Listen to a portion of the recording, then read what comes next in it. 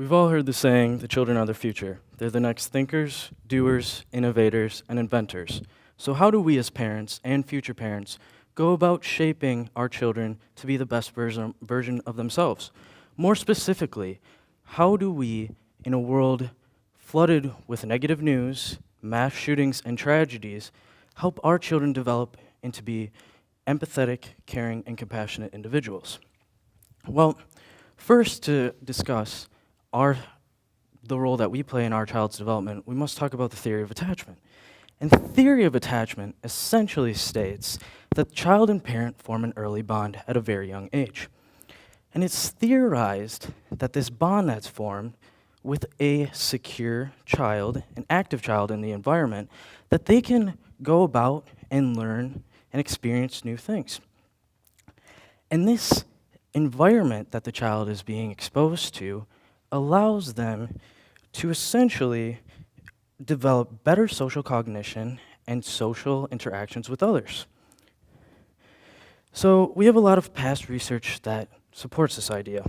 We find that in children between the ages of 5 and 6 possess higher levels of pro-social and moral reasoning when the parents are more sensitive and supportive in their caregiving strategies.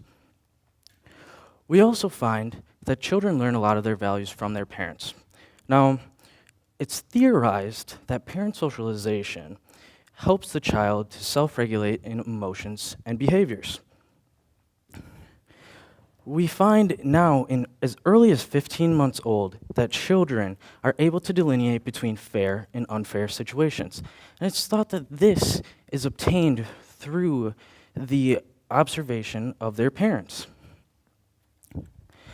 Past research suggests that children are able to process moral and immoral situations at a later cognitively controlled neural component as well as an early cognitive controlled neural component. So, knowing all of this, the focus of my research was to look if the parent-child relationship had a direct influence on the child's development of morality and empathy. And here at the University of Green Bay, Wisconsin, we have a brand new neuroscience suite. And we are so fortunate because we can do all of our data collection and data analysis in-house. And if you've never seen an EEG system before, this is what it looks like. Cutest kid in the world, if you ask me.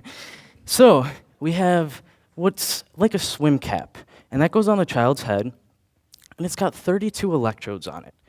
And we put a conductive gel in those electrodes. Now, I know some of you are looking at me like, are we electrocuting children? No. No children were harmed in the data collection analysis. But what we are seeing is essentially this. This is what your brain looks like on an EEG scan. Event-related potentials, or ERP, allows us to pick up on the minute electrical signals being transmitted at the brain, but only at the scalp level. So, we're not necessarily concerned about where this is occurring in the brain, but more so when this is happening in the brain. And this is interesting because it allows us to get at the neural processings within specific time frames. So our procedure included 15 children between the ages of 3 and 5, which, if you get the chance, don't test children. They're a nightmare, so. They came in and they were fitted with that EEG cap that you saw before. And in the meantime, we sat them in that cool little spaceship, and then we asked them to participate in a moral task. So we conned the kid and said, hey, you're going to watch some cartoons. It's going to be great. No big deal. 45 minutes later, and they hate us. So in the meantime, the parents are overloaded with all this paperwork. Sorry, parents. And we specifically asked them to fill a justice sensitivity questionnaire. Now, this questionnaire contains these types of questions. And what we're trying to get at is how the parent views themselves and others. And we measure these on a Likert scale from 1 to 5. So if you're looking at these questions and you're thinking, well, that's exactly like me, or maybe that's not like me at all, that's okay. Maybe fall somewhere within the range of that. So ladies and gentlemen, tonight is your lucky night because you're going to do a moral task that we do here with our kids on campus. And it's super easy. You don't have to get out of your seat. You don't have to do anything. All I need you to do is look at these scenarios and think about the actions being done, if they're good or bad. I laughed myself, so. Not too bad, right? All right, now if I show you this guy, do you remember what he was doing? Well, you might not explicitly remember, but your brain has a memory trace of him. This guy was the hinderer. This guy, the helper. This one, the victim. And this one, the beneficiary.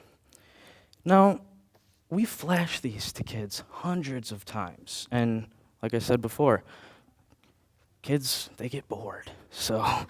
But essentially what we are trying to do is we're trying to look at how the brain is processing the trace memories of these characters. Now, to discuss what we find, we must first talk about two different types of neural waves. The first is known as an N200 wave. And this wave is associated with our gut-level instinct of morality. It's also known as our conflict detection. We also have this N400 wave, which is this more later cognitively controlled response. And this is getting at the meaningful information of the scenario, basically what we call semantic memories. So, this is what your brain looks like. It's beautiful, I know. So here we're seeing the processing of these characters. The blue wave is associated with the hinder, the green the helper, the red the victim, and the pink the beneficiary. So what this shows us here is that we have an automatic ability to differentiate between the actors versus the recipients. And that's occurring at that N200 wave that I mentioned, from 175 to 300 milliseconds. We basically pick up that something about the scenario is amiss. And that is interesting because we have then this more complex interaction occurring later at that N400 wave that I mentioned. And we're seeing now that when this complex interaction is occurring, when we're getting at that meaningful information, that these children are reevaluating the situation, and we're still seeing that same that actor-recipient difference occurring, but now with more time being spent on reappraising the situation for that victim and that beneficiary.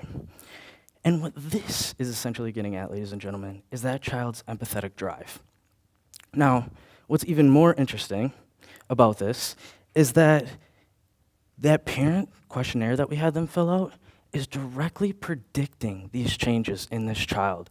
In that later cognitively controlled process, your beliefs about justice are affecting how your child views an immoral and moral situation. Now, if we tie this back to attachment, which I started with, we also see in a small subsample that parents who show warmth and comfort to children, we're also seeing these same differences. So you're asking yourself, this guy just talked about a bunch of waves I don't understand, but what does it all mean? It means that our values, our beliefs, the way we parent, the way we care for our children is directly influencing that child's empathetic drive. And it's theorized that that empathetic drive leads to more pro-social behaviors, more actions of doing the right thing versus the wrong thing. So what can we as parents and future parents do to help our children better tomorrow? Well, we can practice perspective taking. You can do scenarios like I showed you at home with your child. And we can essentially scaffold empathy in our children. Children are our future is a trite statement, but the experiences that we provide them with at an early age fundamentally help them construct their own views of morality. And ladies and gentlemen, before I finish, there is a specific group of people that I need to thank, to Dr. Sao Senzaki and her developmental culture group. These are one of the most amazing women I've ever met in my life. They do all of the back end on our parent questionnaires, and I would have been up to my eyeballs in data analysis if it wasn't for them. So thank you if you're out there. To my neuroscience research team, you guys are amazing. We were gelling kids in under 5 minutes, which is phenomenal. And to the man who none of this would have been possible without, Dr. Jason Cowell, my mentor, my neuroscience guru, the guy that helped me find my purpose and passion. Thank you. Thank you, ladies and gentlemen. I hope you have a wonderful night.